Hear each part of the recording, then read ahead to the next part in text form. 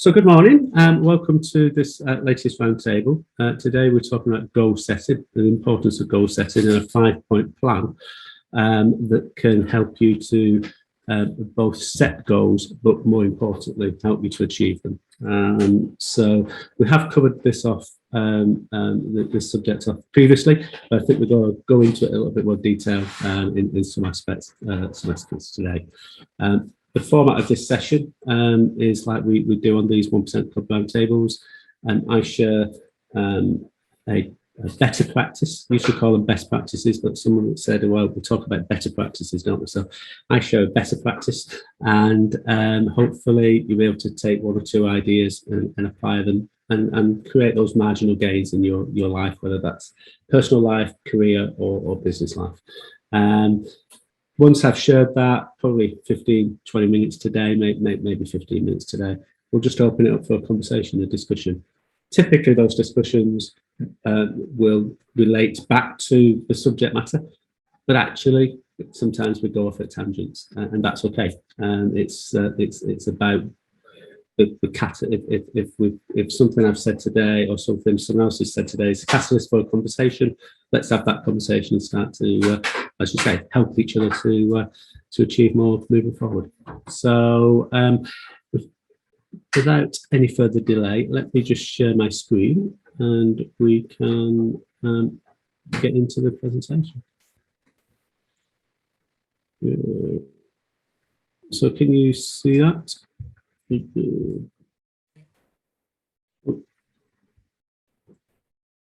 So 5-point plan for setting and reaching goals. Can everyone see that? Yeah. We can. Okay. Brilliant. Yeah, it's all good, Tony. Thank you. Cheers, Gavin. So why is it important? I think it's been proven time and time again that people need direction. We all need direction in life and goals or objectives. You know, different people call things different in different ways, but I use the term goals. It provides us with that direction, and I think equally it's important that if you have that direction, the clarity on what you want to achieve with your life, with your career, with your business, when you come to a crossroads, and we all have crossroads, probably every day there's something that we've got to make a decision on. And if you've got a destination in mind, a goal in mind, it gives you that clarity that when you hit at that crossroads or you hit with that challenge, you've got something to measure your decisions against. And I like this sort of terminology. It's, you know, if I've got a decision to make and my goal or my vision or my objective is important to me, I can ask that question by going down the route one way or the other. Is it moving me further away or closer to my end goal? And it gives me that clarity around making those decisions. It gives me a focus on which to make those decisions.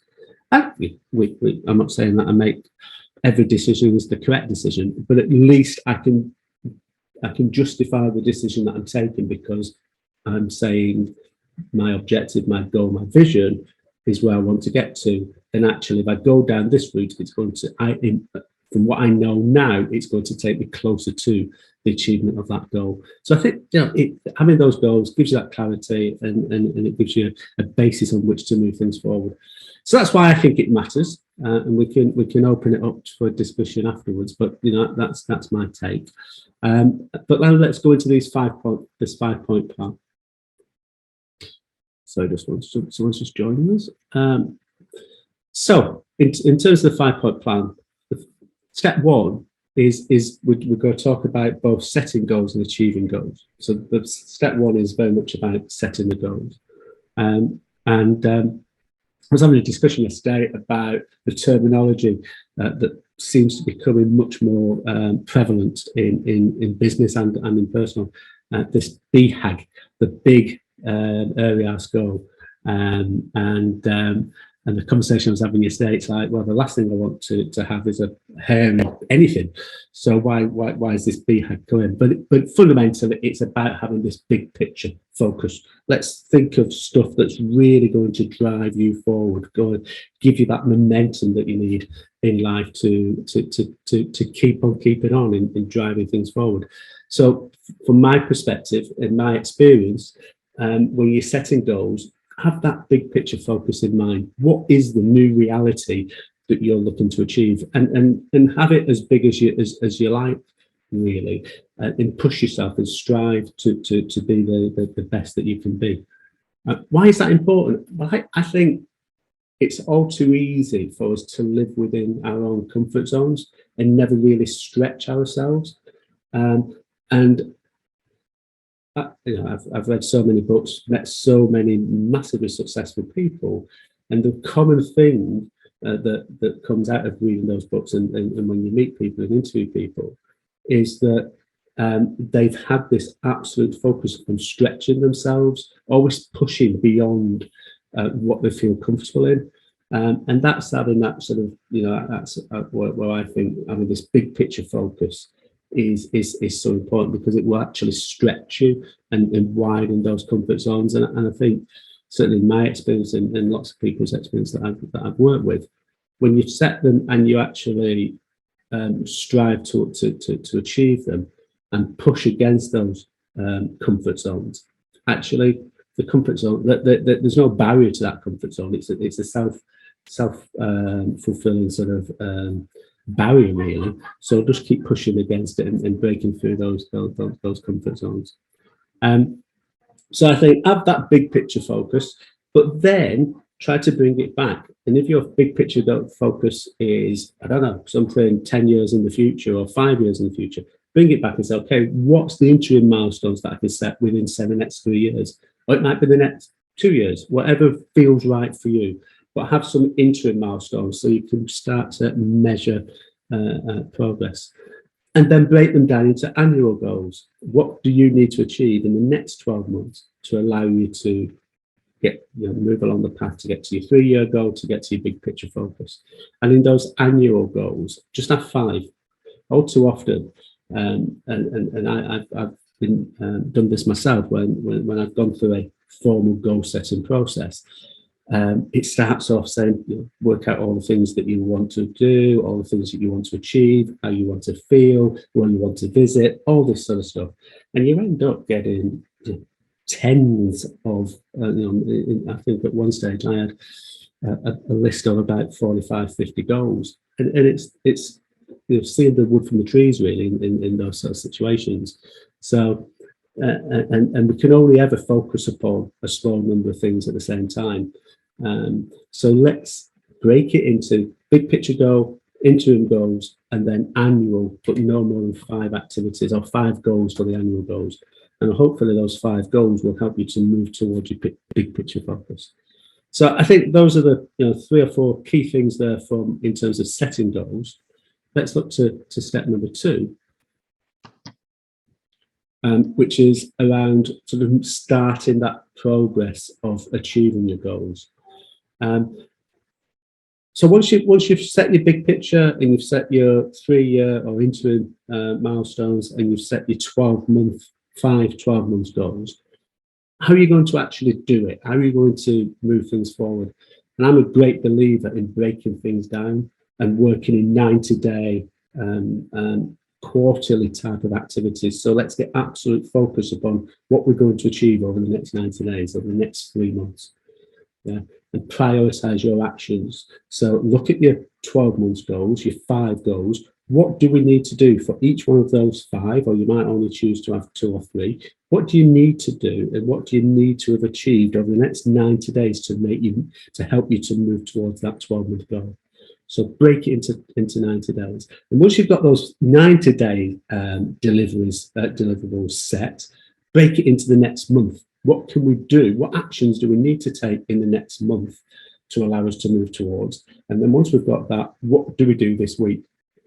And again, if we can get down to each of your goals, one thing this week that you need to be moving to achieve, it really starts to break that big picture aspect into really achievable activities that you can do on a week by week basis.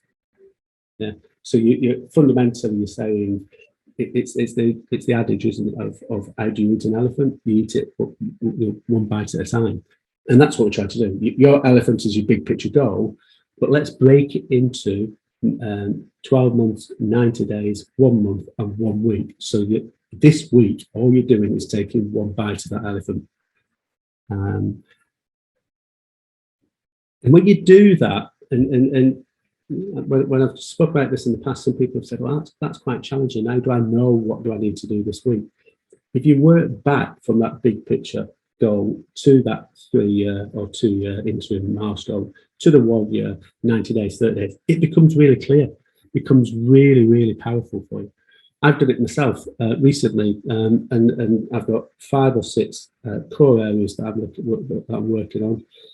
My big picture goal is 3.5 years away, end of December 65, because that's when I hit. Sorry, end of December 25, because that's when I hit 60. So I've got a major milestone, and I've just broken it into now. I did it a couple of weeks ago. Literally 90 days activities across these 5 or 6 core areas.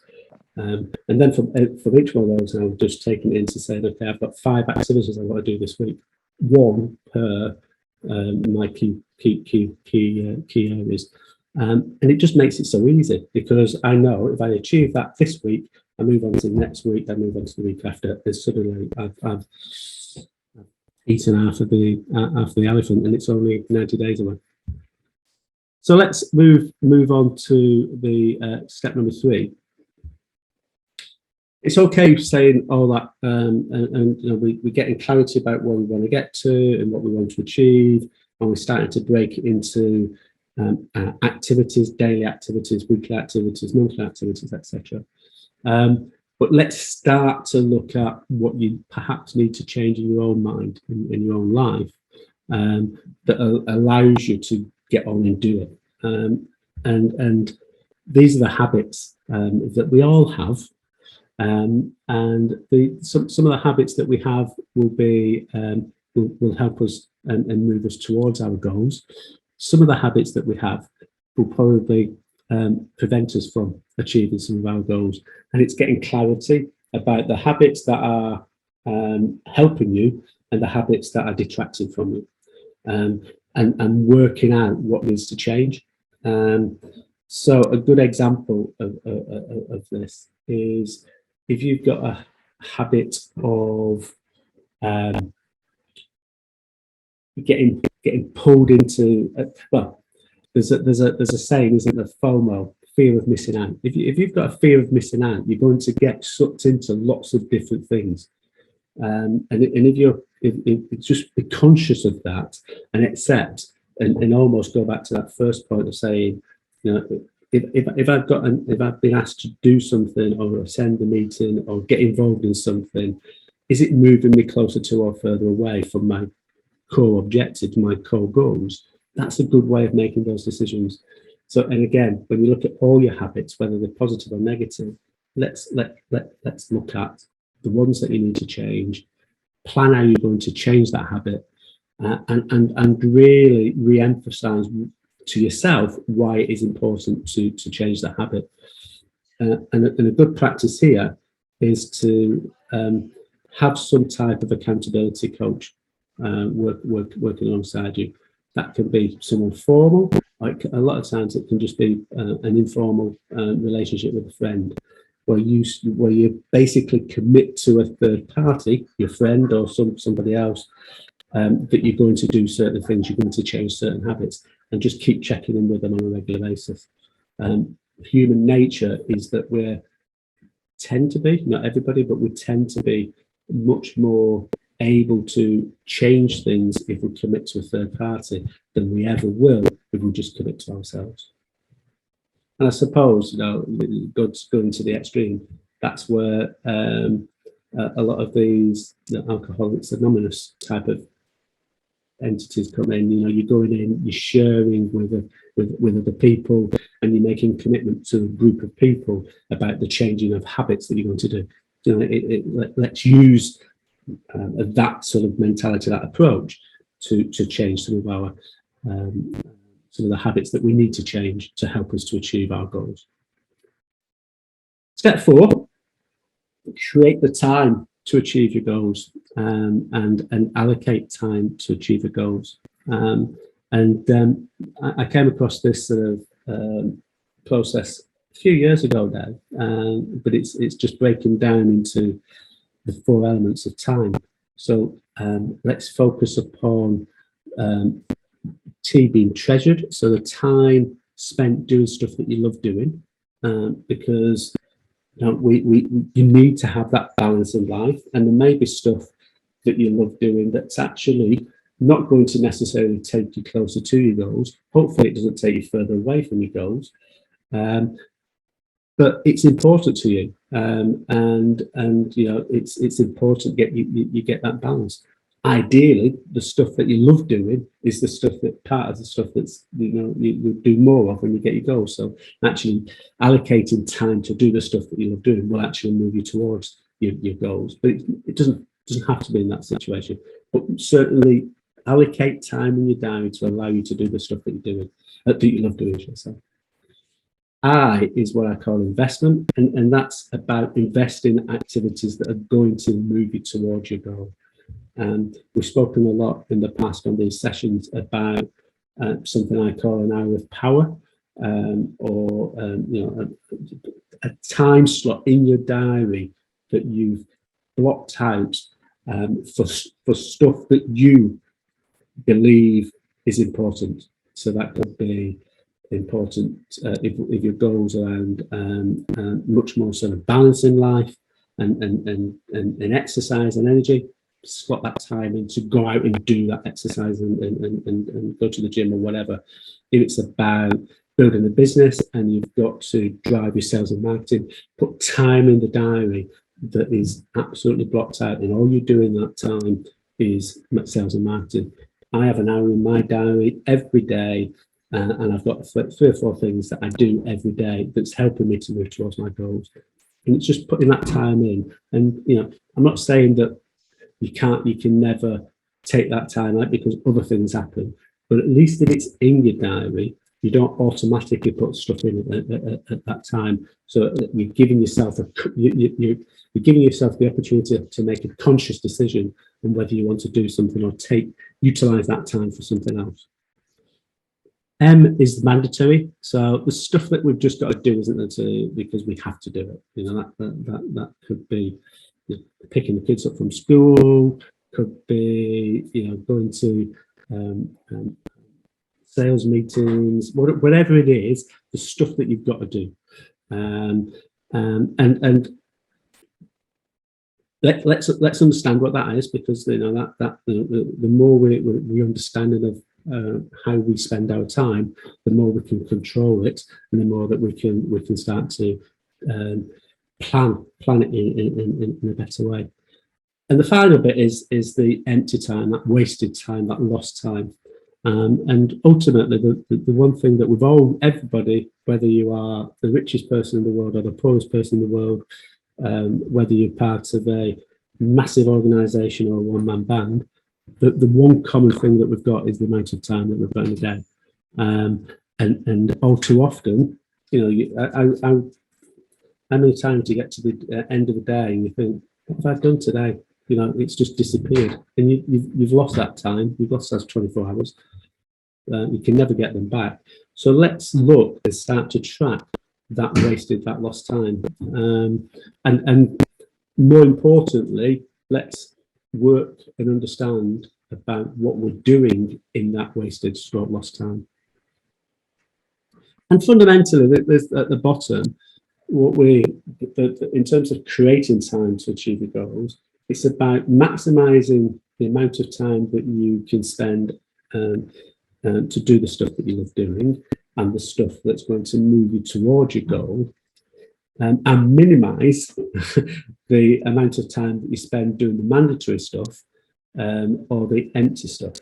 And certainly the empty stuff is, let's work through what it is, what activities are you doing in that, what you're classifying as wasted, and can we just stop it? And actually that probably links more into your habits. So if you've got a habit of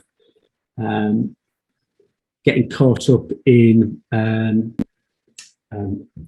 reading LinkedIn posts, watching TV, doing social media, all that stuff, and suddenly you think, oh, I'll just do a quick checkup on Instagram, and then an hour later you think, oh blimey, where's the hour gone? That sort of stuff is the wasted time. You might say, actually, it's my release, but just time block it if you feel it's going to benefit you. And in terms of the mandatory time, it's the stuff in the activities that you've got to do. It's the ways that you can outsource it. Can you get other people to do it? Can you, if you've got a team, can you delegate it to your team? If you're working on your own, can you bring in some type of virtual assistant to do the stuff that you've got to do? If it's physical meetings that you've got to attend to, okay, do it. But let's be clear about the stuff that needs. There's two things here. One, which is stuff that you've got to do, but it doesn't necessarily mean that you've got to do it. So let's be clear about what you've got to do and whether you need to do it. And if the stuff that you've got to do, but you physically don't need to do it, let's work out how we can outsource it. And then the final step is a little bit links back to the previous one, but it's setting boundaries and avoiding distractions. If we are breaking our goals down into those interim milestones, those annual goals, the quarterly activities, the monthly activities, and the weekly, ideally one activity per week, the key thing is to make sure that you do it, and to take away any of the distractions. Part of that is to manage your time, as we've just been speaking about in step 4, but managing those time, that time, all too often, time is stolen from us, because people want us to do things because it's important for them, or we get caught up in silly discussions on WhatsApp or LinkedIn or whatever it is. So let's set some boundaries and avoid those distractions, and establish a to-don't list. We've all got a to-do list, but let's establish a to-don't list and make that, put that right in front of you on the side of your laptop, on the side of your desktop, because if you catch yourself doing them, just stop doing it. If you don't think it's going to help you, stop doing it. So, use whatever you can, whatever you need to do to prevent those distractions. So, for instance, on these calls and on these sessions, I have to say, sometimes I don't do this, and it catches me out. But I close down all my emails. I close down all my LinkedIn notifications. I turn my phone off, so that there's no distractions. Unfortunately, I'm working from home, so often when we're doing a session like this, the dogs start barking, and that becomes a distraction.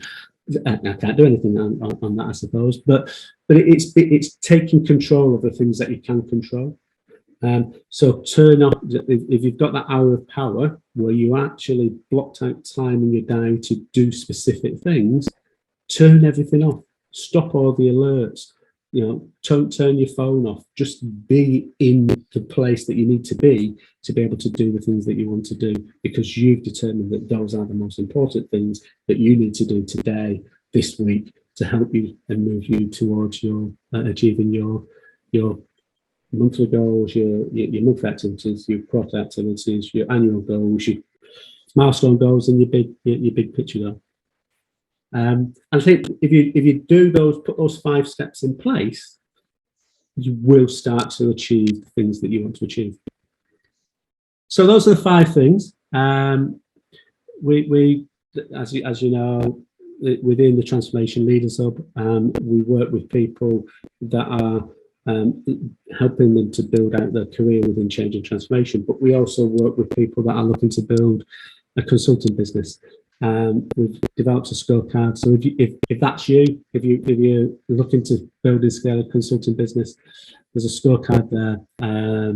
Click on that link or take a note of that link, shall I say, and have a look at the scorecard, and you get a personalised report. It'd be useful. It covers 5 areas, and within that, there's a whole range of stuff around achieving goals and getting clarity on goal setting and focus, etc. And if you want to explore this a little bit further, or explore how you can get maximum value out of the transformation leaders, or what we do with people who are looking to build consulting businesses, or just talk about this, what we've talked about today on goal setting a little bit further, slot the time in my diary. I'm more than happy to explore things with you a bit further. Well, thank you very much for attending today. Hopefully it was useful. I'm going to pull together a 2-page template that covers some of this sort of stuff off. So if you want a copy of that, which is basically just a process of helping you to get some of that clarity around some of your goals and that sort of accountability aspect, although accountability to yourself rather than to a third party, just let me know, and I can get you the template across. It'll just be a Google sheet that we'll share. So thanks a lot. Thanks for coming, and hopefully see you. Very useful. Thank you, Tony. Thank you very much, Tony. See you. Thank you. Cheerio. Bye-bye. Bye-bye.